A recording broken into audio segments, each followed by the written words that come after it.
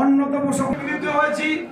আমরা একই পরিবারের সদস্য, আমরা শহীদ জিয়ার আদর্শের সৈনিক এবং শহীদ জিয়ার আদর্শের সৈনিক বিধায় আজকের ইতিহাসের ঘনতম পুরুষের এই 40তম আজকের আলোচনার সময় আমি দৃঢ় কণ্ঠে বলতে চাই, আমরা শহীদ জিয়ার আদর্শের সৈনিক হিসাবে বলতে চাই, শহীদ রাষ্ট্রপতি জিয়া রহমান বহুদলীয় রাষ্ট্র বাংলাদেশের স্বাধীনতা আমাদের জাতি হিসাবে যেটা পরম পাওয়া, বাংলাদেশের স্বাধীনতা যুদ্ধ এবং স্বাধীনতা এই লাল সবুজের পতাকার বাংলাদেশ সৃষ্টির পক্ষকালে যিনি সেদিন আর্মিতে থেকে সেনাবাহিনীতে থেকে বিভাগ করে বাংলাদেশের স্বাধীনতা ঘোষণা করেছিলেন, যিনি বাংলাদেশের পরবর্তী সময়ে জাতির প্রয়োজনে মানুষের আজকে সুশাসনের জন্য সময়ের প্রয়োজনে তিনি দল সৃষ্টি করেছেন, যেটার নাম বাংলাদেশ জাতীয়তাবাদী দল।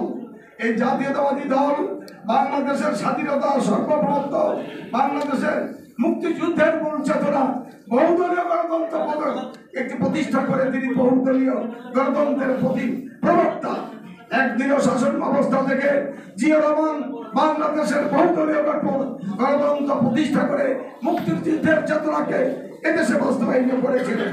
সংগ্রামী বন্ধুরা, সেজন্য আজকে ওই শহীদ রাষ্ট্রপতি জিয়া রহমানের নামের সাথে যে সংগঠন, আমরা মনে করি আগামী দিনে আপনারা এই শহীদ জিয়ার আদর্শকে বুকে ধারণ করবেন।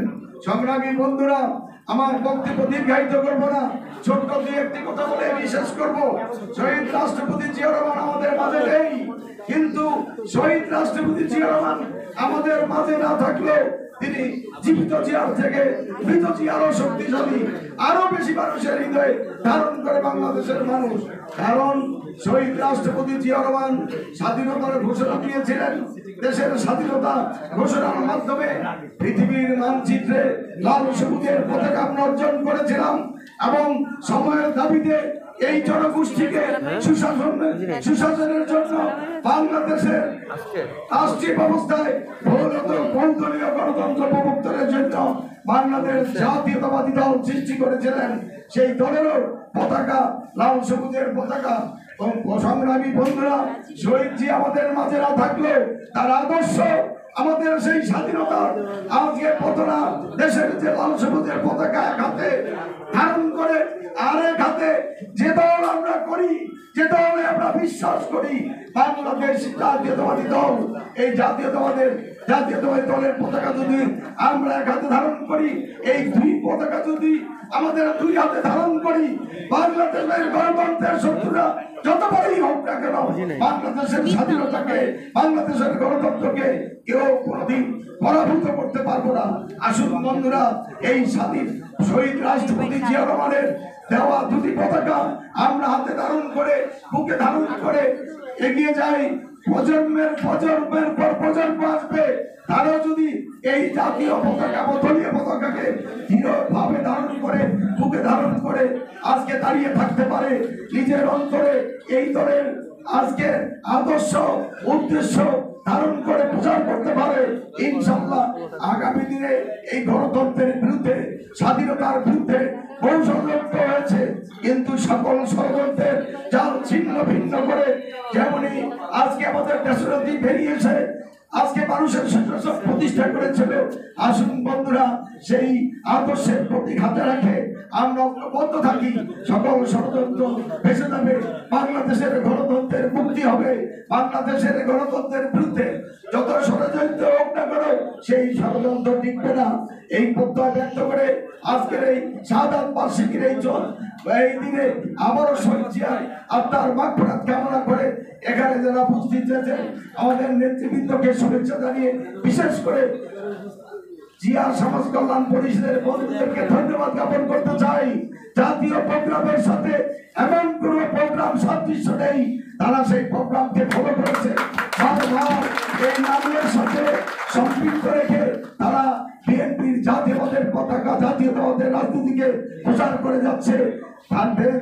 আজকে জেলা থেকে থানা পর্যায়ে, গ্রাম পর্যায়ে আমরা আশা করব আগামী দিনে এই দলের আত্মপ্রকাশ ঘটবে। অচিরেই বাংলাদেশ জাতীয়তাবাদী দল জাতীয়তাবাদের ধারণ এই যে দল, এই দলকে স্বীকৃতি দেবে এই প্রত্যাশা ব্যক্ত করে নেতৃবৃন্দের কাছে আমি তাদের জন্য অনুরোধ করে আমার সংক্ষিপ্ত বক্তব্যখানে শেষ করছি। আল্লাহ হাফেজ। বাংলাদেশ জিন্দাবাদ, বাংলাদেশ জাতীয়তাবাদী দল জিন্দাবাদ, শহীদ জিয়া মরহম, দেশনেত্রী বেগম খালেদা জিয়া জিন্দাবাদ, আমাদের নেতা আর আমাদের আগামী দিনের ভবিষ্যৎ বাংলাদেশের কর্ণধার জনাব তারেক রহমান জিন্দাবাদ। যিনি মধ্যপ্রাচ্যে বাংলাদেশের শ্রমবাজার খুলে দেওয়ার আহ্বানের পরে 40টি মুসলিম দেশ সৌদি আরব সহ এই শ্রমবাজার খুলে দিয়েছেন। আজকে 1.5 কোটি মানুষ সৌদি আরব সহ মধ্যপ্রাচ্যে চাকরি করেন, ব্যবসা বাণিজ্য করেন, 2 লক্ষ কোটি টাকা রেমিটেন্স বাংলাদেশে আসে। বাংলাদেশের $1 গার্মেন্টস এক্সপোর্ট হতো না।